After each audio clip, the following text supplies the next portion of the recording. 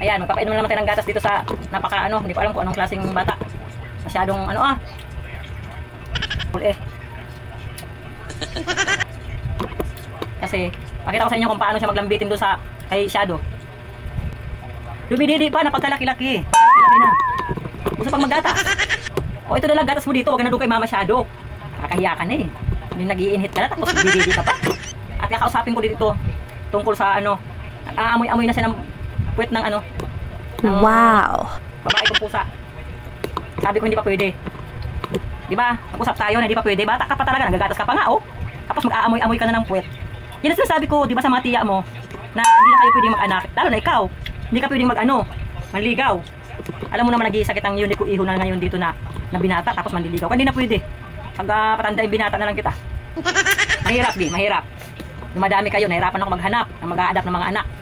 Buti sana kung lahat kayo maganda ang buhay na mapupuntahan. Lahat ng mga mapapaka-adapt ko. Buti na lang yung mga anak ni Shadow, anak ni kapatid nito na isa, magaganda ang buhay na nakaampon. Alam nga naman na laging gano'n, di ba? Makakahanap ba tayo palagi na magandang buhay na mag-a-adapt sa kanila? Siyempre hindi gano'n. May mga oportunidad lang talaga na dumating na may nag-ampon. At nagpapasalamat ako dahil lahat sila, ito nga gusto ampunin eh. Ito gusto ampunin. Pero hindi ko ito binigay. Hindi ko ito binigay. Kasi mahal na mahal ko. Mahal na mahal ko sila lahat. Kaso ito kasi ang ano, wala pa akong kulay. Yung orange kasi na dati kong pusa namatay. Yung pangalawa na adapt ko, nawala. So ito, iniwan ko talaga kahit gusto siyang ampunin. Pero minsan, sa sobrang ino ko sa kanya, konsumisyon. Napakapasaway nito guys. Gusto ko na ipaampun eh. Gusto niyo ba ampunin si Wapol? Ampunin niyo na to. Papaampun ko na lang to. Kasi nanliligaw na. Nag-iingaw-ingaw na. Wala pa, mag 6 months pa lang siya. Sabi ko hindi pa pwede. Kaya mas maaga pinapangaralan na. Para matuto.